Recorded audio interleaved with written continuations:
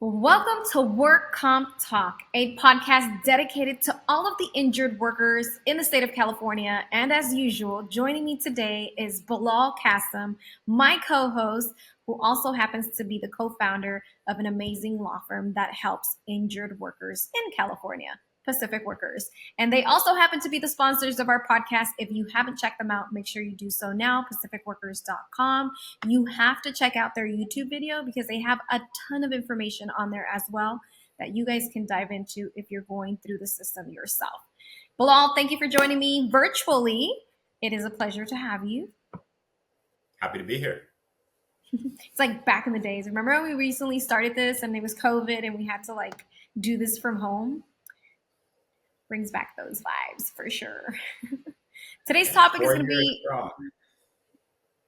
dude, I can't even believe it's been 4 years. I feel like it was just yesterday. I could still tell you, I feel like it was just last year, it's still a thing. It definitely changed life for many people. And it's somewhat coming back. I don't know if you've heard of this new little flirt COVID. I hope not. I hope it stays away, but I don't think it's ever going to go away. But today's topic is also something that's never going to go away within the workers' compensation system. It is a frequently asked question. It should be a frequently asked question. And if it's not, we're going to talk about it because it comes up a lot in the system. So that title is essentially, or that subject is essentially delayed status. There's a lot of people that don't know what a delayed status is in workers' compensation.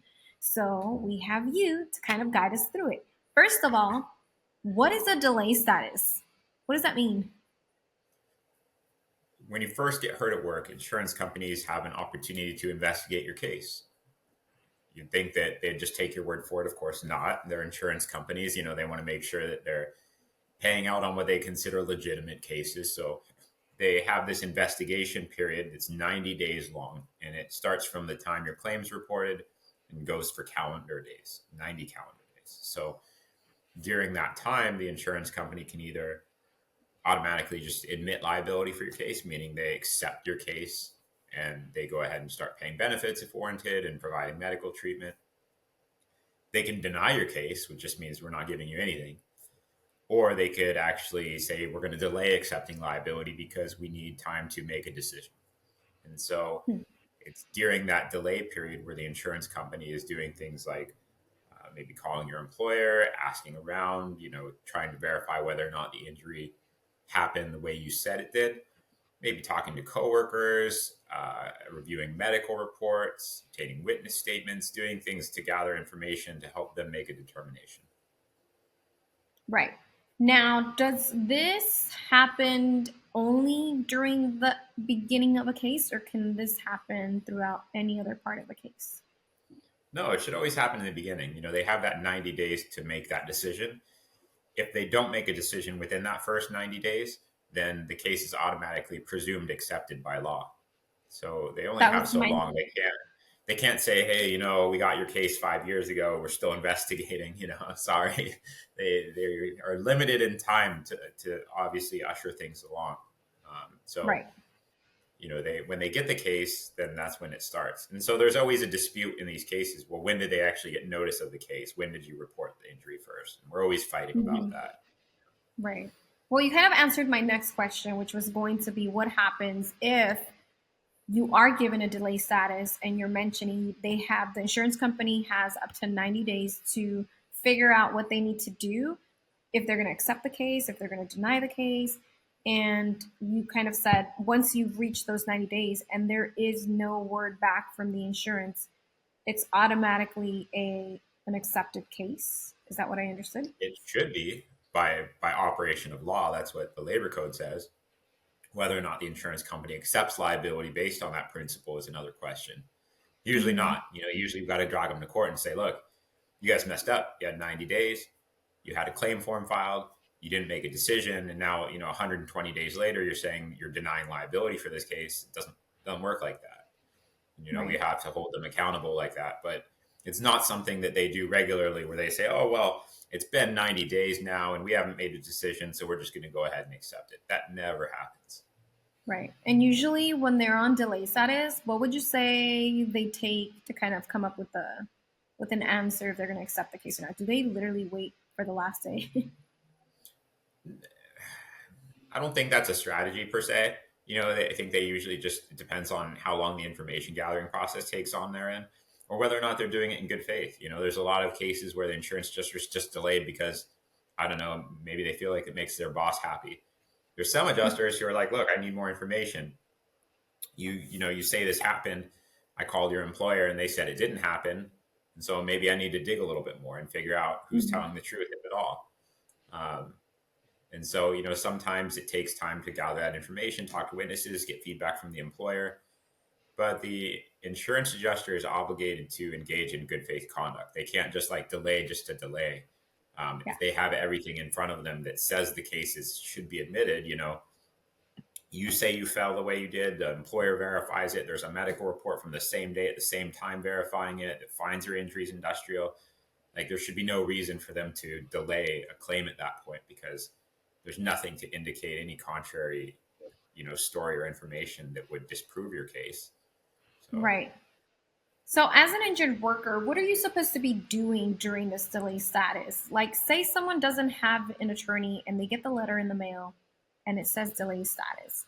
Would someone truly know what they have to do on their end if they were not represented? maybe, there's state forms that kind of give you an idea of what's going on. Your right to a QME and things like that, but you don't necessarily know, how to push it forward, or the things that you could do that would help build your case. Right. I think people who have a delayed case are in a weird predicament, because the law is that you have to, as an insurance carrier, provide up to $10,000 in medical treatment while the case is in delayed status. The whole idea is, hey, look, insurance carrier, you have your ability to research and make a determination about whether you want to accept this case, but we shouldn't medically penalize someone who's got serious problems. If someone needs surgery or some sort of care that's going to be really important for them, why put that on hold while you guys are deciding whether or not you want to accept liability? So there's that benefit. But on the other end, the carrier is not responsible for paying temporary disability during that time. So Mm-hmm. you could have someone who is off of work, doesn't have an income coming in, who's also getting medical care, and their bills are piling up, or Yeah. they're past due on their rent. But the insurance carrier is like, well, your case isn't delay status. We're still investigating, so we're not paying you. And so maybe you'll get that money back later down the road, but up front, that hurts. Yeah. Definitely. Is that something, or not? Is that something? What's the difference when you're automatically represented by an attorney and you're in the situation? What's the difference between someone who's not and someone who is? What would an attorney do for me during this delay status? Well, the attorney could advise you to apply for certain benefits. It could set you up with uh, specifically a work comp doc that knows how to fill out SDI paperwork for EDD, for example. We know how to push the insurance adjuster to say if they're engaged in bad faith conduct and they're not actually engaged in an investigation. Um, sometimes they send boilerplate delay notices that say, we haven't received any medical evidence to substantiate your injury, despite there being a medical report that's like clear as day, or like saying they're still waiting for certain things that we know they aren't waiting for that already exist. There's ways that we can push forward on a case and threaten to penalize them if Right. they're not doing things the way they're supposed to do. Um, Mm-hmm. so there's that component to it. We know how to press. Right. Now, being in delay status from the get go, as you're mentioning, when you're in a case and they put you on a delay status, does this set the tone for the rest of the entire claim? Like, are they going to be pushing back, or is this something that's common? Is this something that you know you should be kind of like worried about when you're going through a claim? It's a good question. I don't know. I don't know that I could say that with any consistency, that if a case is delayed from the beginning, it's just going to be more problematic throughout the Mm-hmm. case. It can be in some ways, it can be indicative of, I don't know, an employer that's going to be a huge pain in the ass, like, and if it starts off delayed, but then it's denied because, the employer says the injury never happened, and then not only did the injury not happen, the person wasn't my employee, and it's like some misclassification issue, and maybe they didn't have valid work comp insurance. What's the saying? Like, where there's smoke, there's fire, So Yeah. in Mm-hmm. some cases, yes. In other cases, no. In other cases, it's like, the insurance adjuster didn't have a lot of information provided to them. And now that they have the information, they're fine with accepting it. They're fine with paying the retroactive temporary disability. They provide, the authorized treatment, and everything's like cruising. But I don't know that there's necessarily like a definitive answer to that. Okay. Well, thank you for trying to answer that. Now I'm going to go with the last question I have for this before we wrap it up. And that is, what if after you're being sent into a delayed status for your workers' compensation claim, what happens if they come back and say you're denied? Hmm. Which, I mean, it happens. If you're denied, that means your medical treatment's cut off. The benefits you weren't being paid certainly aren't something you're going to get, at least until a battle and your QME and all this other stuff's done. A case can be denied for a lot of different reasons. It boils down in three categories. You either get your case denied medically, meaning that a doctor has said essentially that you don't have an industrial injury, that everything you have is either pre-existing or due to something else, or that you're not injured at all. You can have a factual denial, meaning, factually the injury, as you said it happened, didn't happen. Um, or you could have like a legal denial, meaning, you're not an employee.